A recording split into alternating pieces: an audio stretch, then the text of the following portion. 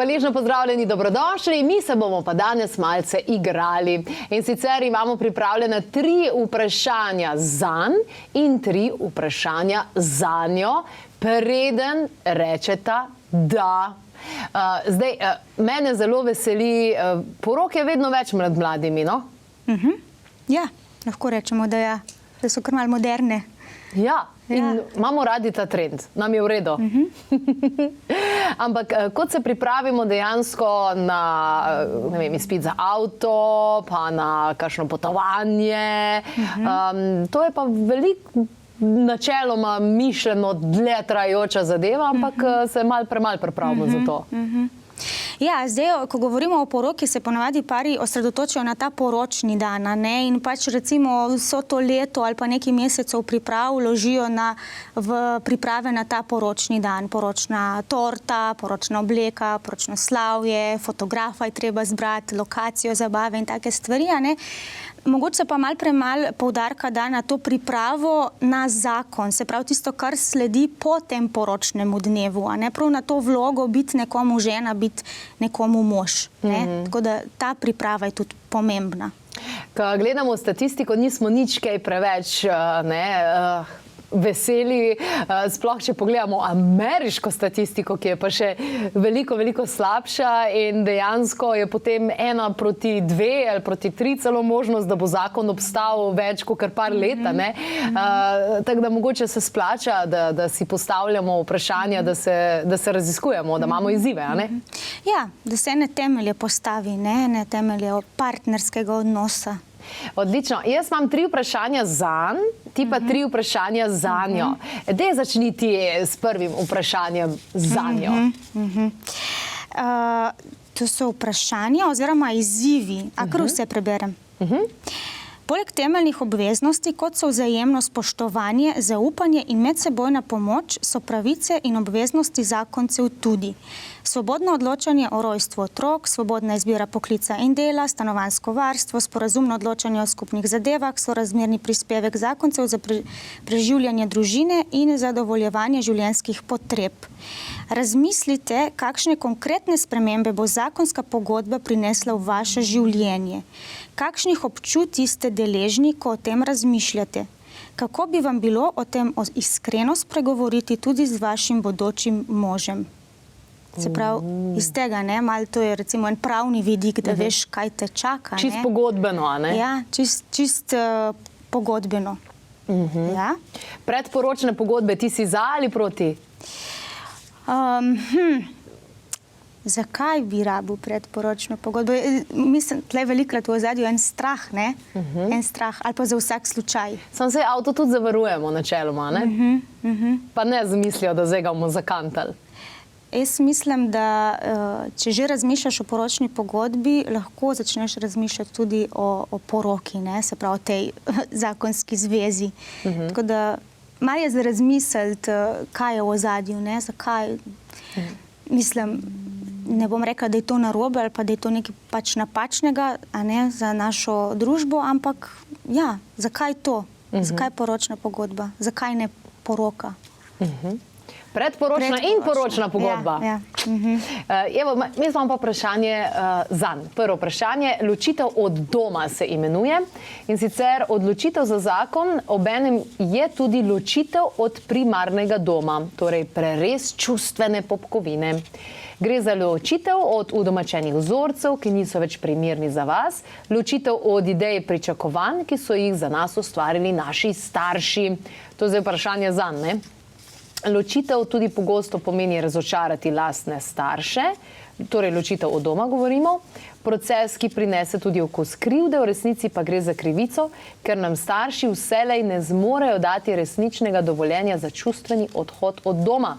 Razmislite, kako in s čim se ločujete od primarnega doma.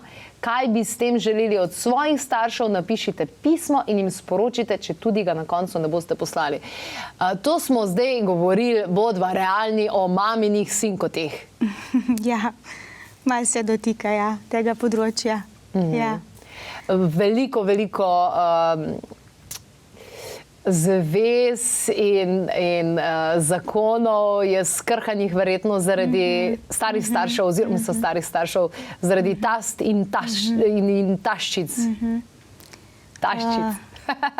Ja, ker se, mogoče z tega razloga, ker se dovoli v partnerskem oziroma zakonskem odnosu preveč prostora, ne, zato da pač se zraven, da jim reč tako vtikajo še stari starši oziroma starši, ne, ali pa v bistvu ni bil ta čustveni prerez narejen, ne, da v bistvu se zavedaš, da zdaj z odhodom oziroma s tem, ko greš ti v nek partnerski odnos, v zakonski odnos, odideš tudi iz tega odnosa primarne družine, ne, se pravi, ni več tam neke te čustvene zvezanosti, ampak si ti samostojna oseba, ki kreiraš nek odnos z drugo osebo. Sam, recimo, dva se itak prej načeloma skupaj preselita, pa nekaj let skupaj živita in potem se recimo poročita. Sej ta res mora že prej narediti, če ga do takrat ni naredil, ga verjetno tudi s poroko ne bo naredil. Že prej, ja. To so neki koraki, ki so potrebni že prej, a ne? Se mi zdi, da velikokrat se pa tega ne zavedamo, a ne? Ampak se v bistvu ta neka pretirana navezanost na primarni dom potem kaže v partnerskem odnosu, ko recimo primer potrebuje moški za vsako stvar odobritev od svoje mame, a ne? Ali pa v bistvu se nekje v ozadju čuti, da je mama na prvem mestu in ne njegova punca, ne njegova žena, a ne? Sigurno pa so to eni koraki, ker so potrebni že pred samo zakonsko zvezo. Evo, pa si ti na vrsti z vprašanjem oziroma izzivom zanjo. Moški in ženske imajo različen odnos do spolnosti. Moškim je pomembno, da je spolnost pogosto na sporedu, saj lahko žensko gradijo odnos prav preko telesne intime. Za ženske pa spolnost ni ravno prioriteta odnosa, zanjo je namreč veliko bolj pomembna čustvena povezanost z moškim. Vendar pa slednjega ne moremo vzeti za univerzalno resnico vseh parov. Kakšen je pri vama odnos do telesne intime? Vsak zase naj na list zapiše odgovore na naslednja 3 vprašanja. Kaj zame pomeni spolnost? V spolnosti s teboj se počutim, črtica. V telesni intimi s teboj si želim, črtica. Lista z napisanimi odgovori si izmenjajta in napisano preberita drug pred drugim. Okay. Ker moški veliko krat rečejo, ne, pa žensko poročiš, pol je pa konc en kup nekih zabavnih dogodivščin, ki so bile prej. Ker to je pa zdaj poročena ženska, zdaj se pa ne spodobi več. Res? Ja, ne vem, tako govorijo, jaz še nisem bila poročena, kaj pa vem. Ja, zato recimo to je eno vprašanje ali pa neki izziv. Velikokrat si, kar se tiče enih stvari v spolnosti, ne upamo drugemu povedati. To je vseeno eno tako intimno, ranljivo področje. Dosti lažje je te stvari pokazati s telesom, se pravi, dosti raje ali pa lažje se v neko spolnost spustimo, besede pa težko nam grejo iz usta. In zato je v bistvu tle eno povabilo, da se o tem tudi pogovorita. Ker če se znate o teh stvarih pogovarjati, iskreno podeliti doživljanja, razmišljanja, povedati mogoče, kaj si drugega želita, pol je tudi sama ta spolna intima lahko bolj polna, bolj osrečujoča, lepša. Zagotovo si tudi ti gledala tale film Odtenki sive, kjer dejansko sta glavna igralca in junaka naredila dejansko tudi tako pogodbo o spolnosti, v smislu, kaj je dovoljeno, kaj ni, v tem smislu. Se ti zdi, da bi to moglo ostati v filmih ali bi lahko to prenesli tudi v vsakdanje življenje? Jaz se najbrž, kje je tudi v vsakdanjem življenju. To je v bistvu res ta... Ker zdaj govoriva o tem, da je imeti fajn tak, kar precej skomunicirane zadeve v tem smislu, to bo tak. Ja, zdaj recimo tle, kar se tega tiče ene spolnosti, ja, pač lahko je tudi en način dogovora med dvema, če to dvema ustreza, ampak lahko ta pogodba ne bo zdržala za vsako obdobje v partnerskem odnosu, a ne? Ker življenje se spreminja, plodno obdobje ženske se spreminja in s tem tudi eno v bistvu doživljanje ali pa želja po spolnosti tudi, ne? Ampak to je verjetno stvar dveh. Res poznam eno 70-80-letno gospo, ki mi je povedala, lej, pri nama se je vedel, ob sobotah se seksa.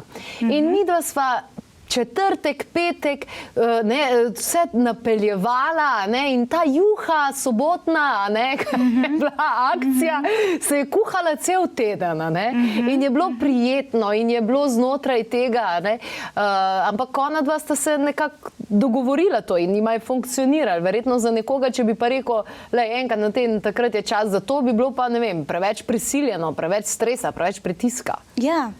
To je res odvisno od vsega posameznika, od vsega para posebej. Za nekoga lahko to res ustreza, v primeru tega starejšega, tega para, kot si omenila, za koga je pa to preveč načrtovano, premalo spontanosti in ni to nekaj, kar bi spadal v njun repertoar. Verjetno je najslabše, da imaš dva človeka z drugačnimi pričakovanji, in s takimi izzivi jih verjetno pol malo skalibriraš. Ja. Evo, jaz sem tudi dobila tole vprašanje, dejansko, kar se tiče same spolnosti, kako skupaj ugotovita, kaj ona potrebuje za to, da se bo počutila pomembno in varno, da skupaj raziskujeta. Bi pa mogoče šla kar na tole vprašanje. Kaj bi za vaju pomenilo, če bi se v zakonu kdaj srečala s finančno krizo? Kako bi bilo, če bi to načrtno preizkusila? Mislim, da je to krasno vprašanje, ker statistika kaže, da se pari na koncu največ kregajo zaradi denarja. Tako da zanimiv izziv. Preživita teden dni na način, da lahko oba skupaj na dan zapravita največ 6 evrov. Ne vem, če bosta šla kam na večerjo. No, po zaključenem tednu naredita evalvacijo in spregovorita o tem, kaj vam je izkušnja v tem tednu prinesla. 6 evrov? Ja, to je resen tak izziv, ne? Ja. Sej tle pol, kako se vsak par tega loti, mogoče naredite že prej en plan, ne? A je to nekaj, kar spotoma, tekom tedna sproti, ne? Prilagajata, se sproti pogovarjata. Verjetno bom najbolj, da sta takrat kar na postu oba dva. Ja, pa se neko zalogo doma imata, ne, verjetno ne boste zdaj šla na cesto in probala preživeti 6 evri, ne. Se pravi, en dan prej fajn v nabavo. Ja, lahko se tako dogovorite, ne, ampak je recimo izziv, zapraviti največ 6 evrov na dan, ne, en teden. Je izziv, ne, mogoče ko imaš to izkušnjo, če recimo prideš kdaj res v neko tako situacijo, da se srečaš z pomankanjem, se spomniš tega izziva, ne? Imaš to izkušnjo, da se da, da si se že znašel. In potem gre on na kavo. Ja. In ker ona znori, zdaj si pa pol budžeta dal za to kavo. Ja, in to je ena realnost odnosa, ne? Kako si je nekdo nekaj drugega zaželel in kako je nekdo na tej strani to sprejel, ne? To je vse za trening odnosa. Odlično. Ti imaš še eno vprašanje, ne? Lahko. Ja. Zanjo. Prevara. Načmo to. Kaj je za koga prevara, ne? Ker za enega je to že pogled. Kaj prinese, ne bom kar takole opisala, prevara prinaša občutje zavrženosti, razočaranje, jeze, žalosti, sramu, pa vendar v zakonskem odnosu se tretja oseba ne pojavi kar tako, temveč samo, če ji osebi, ki sta v zvezi, dajeta to možnost oziroma dopuščata dovolj prostora, ne, da pride še nekdo tretji v odnos. Prvo in največjo odgovornost pa vedno nosi tisti, ki je varal. Pol pa kaj je za vas prevara? Mal sam zase razmišljaš, a ne, so to misli o drugi osebi, neiskrenost v odnosu, poljub, seks za eno noč, čustva do tretje osebe, brez telesne bližine ali morda kaj drugega. Kaj pa o tem meni vaš bodoči mož, ne? Tako da tle malo spodbudi k temu, kakšna je definicija prevare, a ne, za koga, kdaj bi se nekdo že čutil prevarano, ne, ali pa pač kdaj bi nekdo z nečim varal drugega. Odlična vprašanja, primerna tudi za tiste, ki so se že poročili, ne? Tudi ja. Hvala lepa za tale pogovor. Super, ne, da samo raziskujemo, si postavljamo vprašanja. Nekoč sem prebrala eno modro misel, da ni pravzaprav osebnega napredka, če se ne sprašujemo, če si ne postavljamo vprašanja. In tudi tako rekoč, če ne bi znanosti spraševali, raziskovali, na koncu koncev bi še vedno predpisovali cigarete, a ne, vaši osebni zdravniki, in pa uživali bi kakšne zelo, zelo hardcore, trde droge dejansko, ki so bile včasih pač enostavno kot zdravilo. Torej, treba iti naprej z vprašanjem, napreduje znanost in napredujemo tudi mi sami. Pokrovitelj tega pogovora pa jutranji ritual. Kakšen bi naj bil ta jutranji ritual in kako in kaj vam lahko pomaga pri tem, pa preverite na klepetobkavi.si.